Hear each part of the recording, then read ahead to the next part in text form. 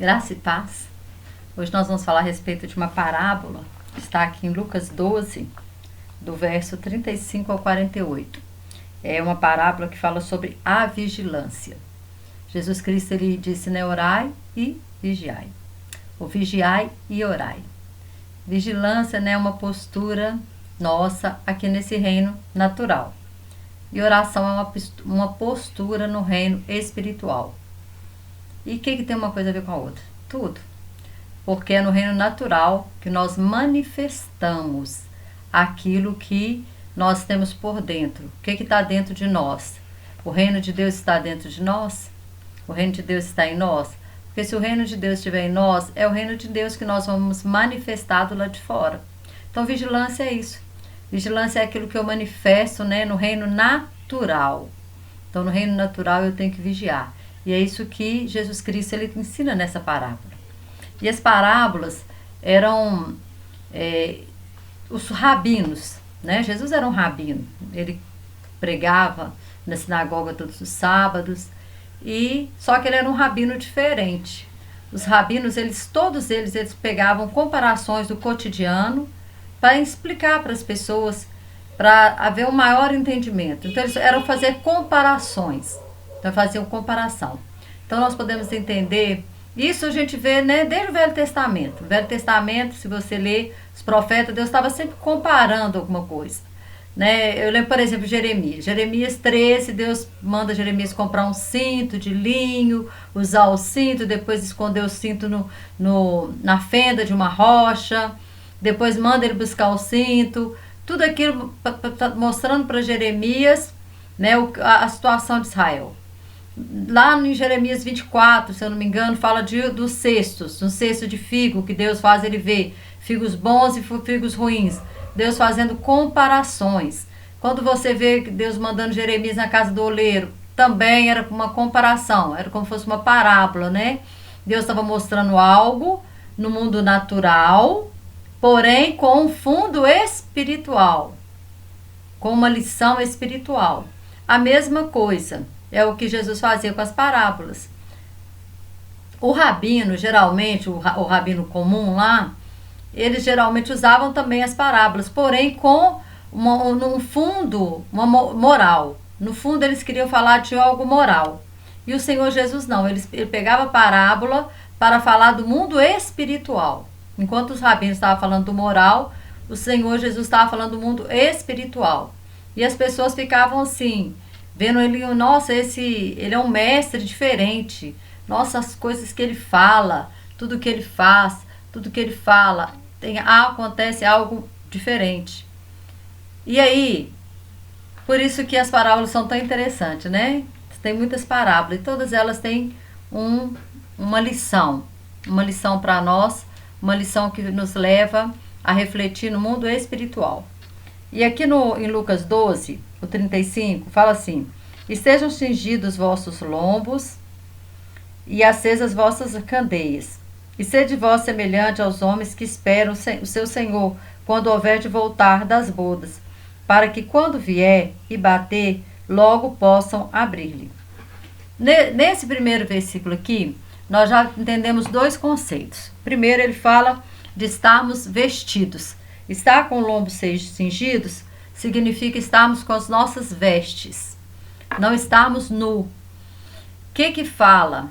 Aqui em Apocalipse 15, versículo 16, o Senhor fala algo assim, olha, desculpa, errei, né? É Apocalipse 16, versículo 15, não 15, 16, troquei aí as bolas. É 15, 16, fala assim: eis que venho como ladrão, bem-aventurado aquele que vigia. Por isso nós estamos falando de vigilância, de vigiar a hora que o Senhor vem, de estar apercebido das coisas que estão acontecendo, né, de tudo aquilo que está mostrando a proximidade da volta de Cristo, do arrebatamento da igreja. Então, nós temos que estar apercebidos. E aí fala aqui no 15, né, o Apocalipse 16, 15. Eis que vem como ladrão. Bem-aventurado aquele que vigia e guarda as suas roupas, para que não ande nu e não vejam as suas vergonhas. Então, bem-aventurado aquele que guardam as suas vestes. Que vestes são essas? Isaías 61:10 fala que o Senhor Jesus, ele nos vestiu com veste de salvação. Nos cobriu com manto de justiça. Então são essas vestes, né? Esse revestimento. O Senhor nos vestiu com veste de salvação e nos revestiu com o poder do Espírito Santo. Ele enviou o Espírito Santo, né? Então ele nos revestiu, esse revestimento de poder, que são vestes espirituais e que fala da nossa vida com Deus. Quando Adão pecou, a primeira coisa que aconteceu com Adão é que ele perdeu o revestimento espiritual. E aí ele percebeu que ele estava nu. Porque antes ele não percebia isso. Porque havia sobre ele um revestimento espiritual. Havia sobre ele vestes de salvação. Havia sobre ele mantos de justiça. E quando ele perdeu isso, ele tirou os olhos do espiritual e colocou no natural. E ele começou a perceber que ele estava nu. Ele havia perdido as suas vestes de salvação. Ele havia perdido seu manto de justiça. E aí o outro versículo, aí nesse próprio versículo, né, ele fala assim: então que nós temos que esperar o nosso noivo estando o quê? Com as vestes e acesas vossas lâmpadas. Quando nós vamos acender uma lâmpada, você tem que ir lá no interruptor que está ligado à rede elétrica, não é isso? Para que a luz seja acesa. Imagina a nossa luz. Para a nossa luz brilhar, nós temos que estar conectados com Jesus, que é a luz do mundo. Ele é a luz do mundo, ele é o sol, né? Ele é a estrela da manhã. Ele tem nele toda a luz do mundo. Toda a luz do mundo está fixada nele, está nele. E quando nós estamos nele, nós refletimos essa luz. É o que eu acabei de falar aqui, que é vigilância. Eu refletir aquilo que está dentro de mim. É trazer para o mundo natural aquilo que está no mundo espiritual. Então, se eu estou ligada em Cristo, que é a luz do mundo, eu vou ser luz. Eu vou ter a minha lâmpada, ela vai estar acesa. E naquela época, como que era a lâmpada? A lâmpada, ela era uma lamparina, né? Era um recipiente que se colocava um pavio, enchia ali de óleo e colocava fogo. E aquele pavio, então, ele ia queimando. E enquanto ele tinha ali o pavio, né, embebido ali naquele óleo, ele ia iluminando o local. Então, o que ele está falando? Que as nossas lâmpadas, elas precisam estar acesas. Mas para a lâmpada estar acesa, ela precisa o quê? Ela precisa de óleo. E quem é o óleo? O óleo é o Espírito Santo. É o Espírito Santo que está dentro de nós, que nos conecta, né? Estamos conectados ao Pai, o Filho e o Espírito Santo através daquele que está em nós, que é o Espírito Santo. E aí, esse Espírito Santo é a luz, é Ele que nos ilumina, é Ele que nos guia a toda a verdade, é Ele que nos convence quando nós erramos, que nós precisamos pedir perdão, que nós precisamos consertar. Então, todo o tempo tem que estar acesa essa luz, porque se essa luz não estiver acesa, o que vai acontecer? Nós vamos começar a cair no erro, e um erro chamando o outro, um abismo chamando outro abismo, e nós não vamos enxergar que nós precisamos voltar, que nós precisamos de conserto, que nós precisamos desse óleo. E a lamparina, o óleo tinha que ser reposto todos os dias. Todos os dias tinha que ser reposto. Assim como no tabernáculo, o candelabro ele tinha que ser aceso todos os dias. Porque ele significa o quê? O Espírito Santo, a luz do Espírito Santo. E aí, o pavio que acontece? Ele também tinha que ser trocado todos os dias. E o que é esse pavio? Que eu preciso tirar todos os dias. Que precisa ser trocado todos os dias. Que não pode passar de um dia para o outro. Esse pavio que precisa ser trocado. É a ira, é a amargura, é a falta de perdão.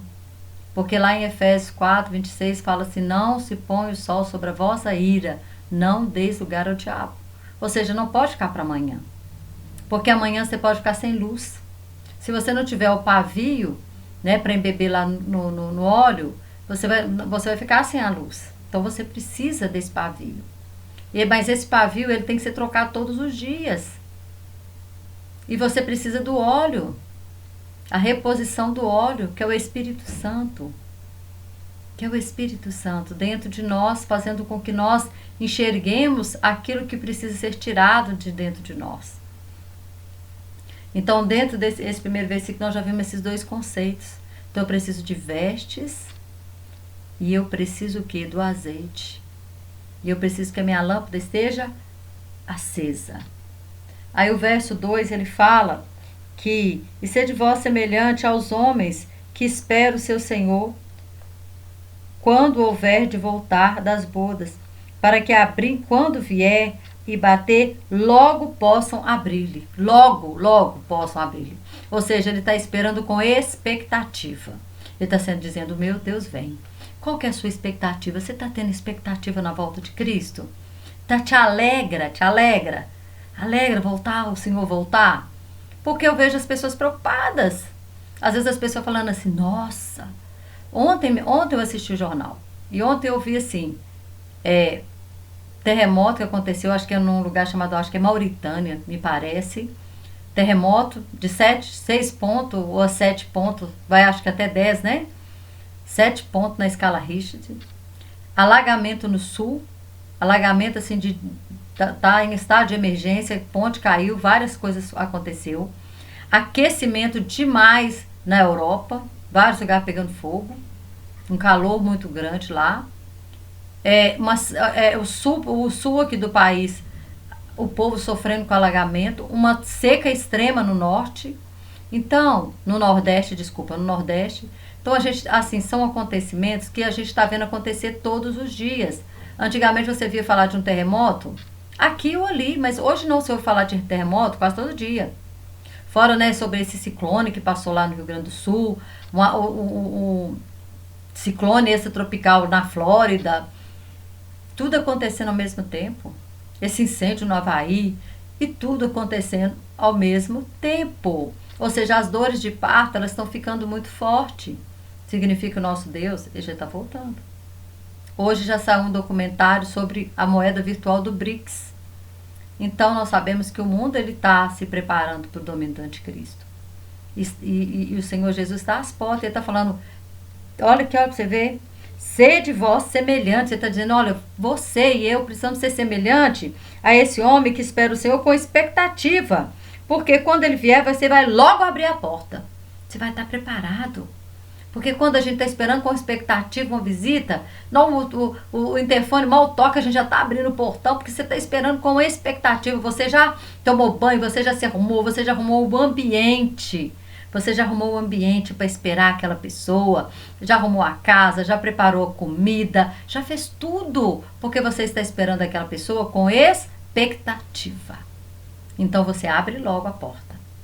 Né? Porque quando chega alguém de surpresa, assim, que você não tem expectativa de espera, às vezes você fica assim, espera um pouquinho, e vai dar uma ajeitada em alguma coisa, vai trocar uma roupa, só que quando o Senhor vier não vai dar tempo para nada disso não. Vai ser no abrir e fechar de olhos. E aí, né, ele está falando isso, o verso 37, bem-aventurado aqueles servos quais, quando o Senhor vier, achar vigiando. Em verdade vos digo, que se cingirá e os fará sentar à mesa, chegando-se os servirá. Olha para você ver, mais uma vez ele fala, bem-aventurado, feliz aquele que ele achar vigiando. Então, vigiando é o quê?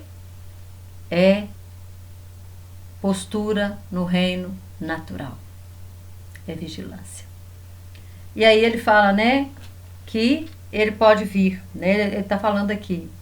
E se vier na segunda e na terceira vigília os achar assim, bem-aventurados são os tais servos. Bem-aventurado. Segunda ou terceira vigília.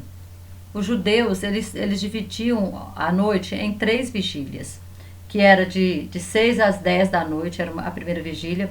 A segunda era de 22 às 2 da manhã, e a terceira vigília era de 2 às 6. Então, os judeus, os romanos, eles já dividiam a noite em 4 vigílias. Então, eles punham de 18 às 21, de 21 à meia-noite, de meia-noite às 3 da manhã e de 3 às 6. Então, por que eu estou falando isso? Porque tem parábola que ou parábola ou citação, que você vai ver falando assim, que é na quarta vigília. Então aí está usando o calendário, ou o calendário não, né? O horário romano. O horário romano. Aí até a quarta vigília. Quando vier falar de primeira, até a terceira vigília, já é o horário judeu, dos judeus. Os judeus repartia, né, a noite nessas 3 vigílias. Já os romanos até 4 vigílias. Ok? O verso 38 fala, né, dessa questão da vigília. Sabei, porém, isto, que se o pai da família soubesse a que hora havia de vir o ladrão, vigiaria e não deixaria roubar a sua casa. Portanto, estáis vós também apercebidos. Ou seja, vigilantes, percebidos. Esteja o quê? Prestando atenção. Esteja olhando, sabe, para as escrituras e ao mesmo tempo tudo que está acontecendo ao seu redor. Não seja bitolado. Tem pessoas que assim, que parece que põem uma viseira e enxerga só uma coisa. Enxerga a palavra e olha para o mundo. Olha o que a ciência está dizendo. Olha tudo o que está acontecendo. Esteja apercebido. Não esteja dormindo, não. Acorda. Acorda. Tá? Esteja percebendo tudo que está acontecendo no mundo. E olha que tudo está se cumprindo. Tudo que o Senhor Jesus nos falou que iria acontecer quando ele estivesse para vir, está acontecendo. Nós somos a geração do arrebatamento. E aí, o que ele fala? Que, portanto, estáis, pois vós também apercebidos, porque virá o Filho do Homem a hora que não imaginais. Irmãos, presta atenção. O arrebatamento da igreja, ninguém sabe dia e hora. Nós não sabemos. Nós sabemos os sinais, que os sinais estão aí, todos aí. Jesus deixou um roteiro para nós de quando seria. Daniel também. Né? A gente vê esse roteiro lá no livro de Daniel, a gente vê em Apocalipse, a gente vê em Mateus 24, a gente vê em Mateus 21, Lucas 21, desculpa, Lucas 21. Então, Deus, ele deixou um roteiro para nós seguir, para a gente saber quando é que ele vinha. Não falou o dia e a hora. Então, ele está falando que se o pai de família soubesse, ele se prepararia. Mas ele está dizendo para nós, ele mostrou todos os sinais, está dizendo para nós nos prepararmos. Porque ele virá como ladrão no arrebatamento da igreja. Porque o arrebatamento da igreja vai acontecer a qualquer momento. Já a segunda vinda de Cristo, a partir do momento que o anticristo começar a governar, 7 anos, no final dos 7 anos, Jesus volta. Então todo mundo vai saber quando Jesus vai voltar. Todo mundo que eu digo, todo mundo que conhece a palavra. A quem conhece a palavra sabe que ele vai voltar depois de 7 anos. E eu creio que esses 7 anos nós vamos estar vivendo com o Senhor nas bodas do Cordeiro. Por quê? Porque o casamento judaico, ele era 7 dias. 7 dias. E, então eu acredito que para cada dia vai ser um ano que nós vamos estar com o Senhor. E vai estar, enquanto nós estivermos vivendo a bodas do Cordeiro, o tribunal de Cristo, que é um tribunal de galardão, não é tribunal para condenação, porque todos que forem arrebatados é porque são salvos. Então nós vamos estar passando por tudo isso. E no final da grande tribulação, a igreja volta com Cristo para implantar o reino milenar de Cristo. E a igreja vai governar com Cristo durante esses 1000 anos. Então nós temos que estar preparados para o arrebatamento, porque grandes coisas nos aguardam. Né? Uma vida eterna de alegria e de paz. Então nós precisamos estar percebidos, nós estamos vivendo momentos assim, os últimos momentos nessa terra. E aí o Senhor está falando, olha, vigiai. Quantas vezes o Senhor falou isso? Aí mais nessa parábola de novo. E o verso 40 fala, portanto estáis vós apercebidos, porque virá o Filho do Homem a hora que não a imagineis. E disse-lhe Pedro, Senhor, dize essa parábola a nós ou também a todos? E disse o Senhor, qual é, pois, o mordomo fiel e prudente, a quem o Senhor pôs sobre o seu servo para lhe dar a tempo a ração? A ração. Bem-aventurado aquele servo, a quem o Senhor, quando vier, achar fazendo assim. Então, ele está falando, né? A mesma coisa. Está apercebido, está obedecendo, porque é de obediência que ele está falando, que o servo fiel e prudente é que o Senhor colocou sobre os seus servos, ou seja, ele deu uma ordem né? Para que ele possa dar ração. O que é ração? Palavra, alimento, alimento. Bem-aventurado aquele que serve a quem o seu Senhor achar, a quem o Senhor achar, quando vier achar fazendo isso. Em verdade vos digo que sobre todos os seus bens o porá. Então, será que nós estamos seguindo a risco aquilo que o Senhor falou para nós? Será que nós temos obedecido o Senhor? Ele está falando aqui da obediência, né? Quando ele vier, ele vai achar esse servo fazendo aquilo que ele direcionou, vigiando, obedecendo. Aí, o 44, em verdade vos digo que sobre todos os seus bens o porá, mas se aquele servo disser em seu coração, o meu Senhor tarda em vir, e começar a arrombar, a espancar os criados e criadas, e a comer e a beber e a embriagar-se, virá o Senhor daquele servo no dia em que não espera, e numa hora em que ele não sabe, e separá-lo-á, e lhe dará a sua parte com os infiéis. Ou seja, quantos estão assim? Falando assim, o Senhor não vem agora não. Eu sempre ouvi falar que o Senhor ia vir. Mas agora todos os sinais estão se cumprindo. Agora é a hora. Antes o Senhor não tinha como vir. Israel ainda não tinha se tornado uma nação. Jerusalém não pertencia ainda a Israel, só passou a pertencer em 1967. O mundo não estava preparado para um governo único, como está hoje, sendo preparado para esse governo único. Então, as profecias todas se cumpriram. E aí ele fala assim, ele vem, não vai vir agora não. E aí ele começa a espancar os servos. Espancar, irmão, é violência. Ataque, surpresa. Né? O que é espancar? Violência. O que violência é? Obra da carne. Então aqueles que vão estar aí na carne não estão apercebidos de nada não. Nem estão entendendo que o Senhor está para voltar. Não estão percebendo nada. Estão na carne. Né? Como o Senhor falou, casando, dando-se em casamento, comendo, bebendo, embriagando. Estão nem preocupados. Não, Jesus vem não. É agora não. Falta muito tempo. Né? Então o Senhor está falando isso. E o verso 44, ele falou que de recompensa, em verdade vos digo que sobre todos os seus bens o porá, o servo que prudente, que estava vigiando. O que não estava vigiando, infelizmente, achando, né, usando as obras da carne. Olha para você ver, o 45, mas aquele servo que disser no seu coração, meu Senhor tarda em vir, começar a espancar os criados, criada, comer, beber, embriagar-se, virá o Senhor daquele servo no dia em que não espera e numa hora que não sabe, separá-lo-á e lhe dará a sua parte com os infiéis. Ou seja, né? A sua parte será com os infiéis. Primeiro ele fala, né? De um pai que espera com expectativa o noivo. Olha como ele é vigilante, olha como ele prepara o ambiente, olha como ele se prepara para esperar o noivo. Está lá no verso 1 e 2. Porém, aqui ele está falando de alguém que não tem expectativa nenhuma. Não tem expectativa. Não quer esperar noivo nenhum. Não tem expectativa nenhuma mais no Senhor.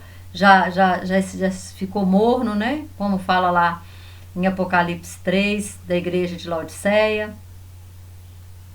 Esfriou-se. E aí, o que acontece? Esse então será castigado. E aí o verso 46 fala, 47 e o 48 fala assim, o servo que soube a vontade do seu Senhor e não se aprontou, nem fez conforme a sua vontade, será castigado com muitos açoites. Porque, olha para você ver, esse servo, ele soube a vontade do seu Senhor. Ele soube, é um servo que sabe que Jesus está para voltar, sabe que tem que vigiar, sabe que precisa de azeite, sabe que tem que estar com as suas vestes. Ele sabe, está falando que ele sabe. Mas ele não se aprontou, nem fez conforme a sua vontade. Será castigado com muitos açoites. Mas o que não soube e fez coisas dignas de açoites, com pouco açoite será castigado. E qualquer que muito for dado, muito se lhe pedirá. Ao que muito se lhe confiou, muito se lhe pedirá. Ou seja, nós somos responsáveis pelo nosso saber. Quem não sabe vai receber poucos açoites. Mas quem sabe e não pratica vai receber muitos açoites. Ou seja, nós somos responsáveis por aquilo que nós sabemos e não praticamos. Por isso que fala Tiago, né? Que não adianta nós sermos conhecedores da palavra, nós temos que ser praticantes. Conhecer e praticar. Então, essa parábola, o Senhor estava falando sobre o arrebatamento dele.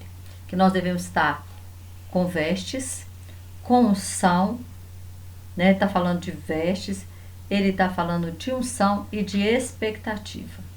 Então, eu tenho que esperar o Senhor com as minhas vestes, com a unção, porque se não tiver azeite também vai ficar para trás, né? Porque as virgens lá que não tinha azeite ficou para trás. E vai precisar o quê? De vigilância. Então aqui ele fala de vestes, de unção e de vigilância. Nós precisamos ter essas três coisas se nós queremos subir no arrebatamento, que está muito próximo, muito próximo. Se nós queremos estar com o nosso Senhor. Amém? Que o Senhor continue te abençoando.